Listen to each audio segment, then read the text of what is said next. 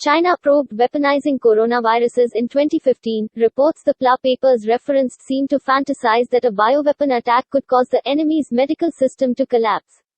It references work by U.S. Air Force Colonel Michael J. Ainscough, who predicted World War III may be fought with bioweapons. Chinese scientists allegedly investigated weaponizing coronaviruses 5 years before the COVID-19 pandemic and may have predicted a World War III fought with biological weapons, according to media reports referring to documents obtained by the U.S. State Department.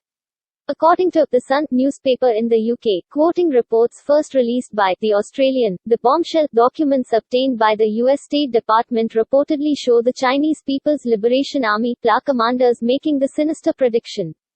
U.S. officials allegedly obtained the papers, which were written by military scientists and senior Chinese public health officials in 2015 as part of their own investigation into the origins of COVID-19. Chinese scientists described SARS coronaviruses, of which COVID-19 is one example, as presenting a new era of genetic weapons. The PLA papers referenced seem to fantasize that a bioweapon attack could cause the enemy's medical system to collapse. It references work by U.S. Air Force Colonel Michael J. Ainscough, who predicted World War III may be fought with bioweapons. The paper also includes musing that SARS, which hit China in 2003, could have been a man-made bioweapon deliberately unleashed by terrorists. They reportedly boasted the viruses could be artificially manipulated into an emerging human disease virus, then weaponized and unleashed in a way never seen before. The document lists some of China's top public health figures among the authors and has been revealed in an upcoming book on the origins of COVID, titled What Really Happened in Wuhan. China reported the first COVID-19 case in the central Chinese city of Wuhan in late 2019, and since then the deadly disease has become a pandemic, affecting more than 157,789,300 people and over 3,285,200 deaths worldwide. Tom Tugendhat MP and Australian politician James Patterson said the document raises major concerns about China's transparency on the origins of COVID-19. Tugendhat, chairman of the House of Commons Foreign Affairs Select Committee, was quoted in The Sun as saying, "China's evident interest in bioweapons is extremely concerning. Even under the tightest controls, these weapons are dangerous. This document raises major concerns about the ambitions of some of those who advise the top party leadership."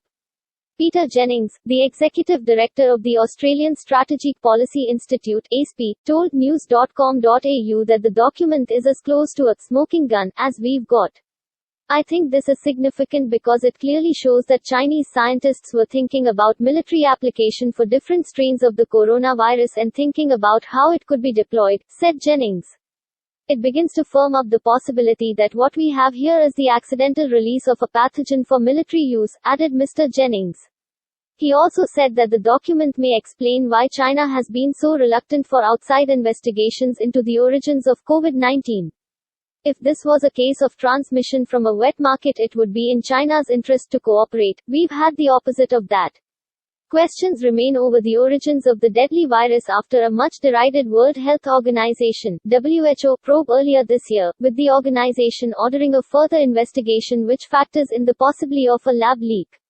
Most scientists have said there is no evidence that COVID-19 is man-made, but questions remain whether it may have escaped from a biolab in Wuhan, the Chinese region where the pandemic originated. China is known to have been carrying out high-risk, gain-of-function research at the Wuhan Institute of Virology (WIV), which is near the outbreak's ground zero at the Wanam seafood market.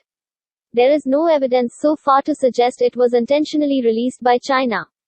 Meanwhile, in Beijing, the state-run Global Times newspaper slammed the Australian for publishing the article to smear China.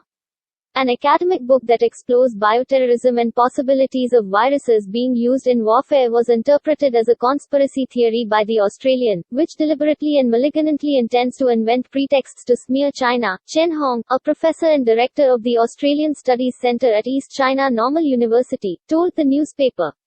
Chen said, "It is a shame for anti-China forces in Australia to back their own ideology against China at the expense of basic professional journalistic ethics, conspiring to twist the real meaning of the book." Thanks for watching my video. Please subscribe my channel.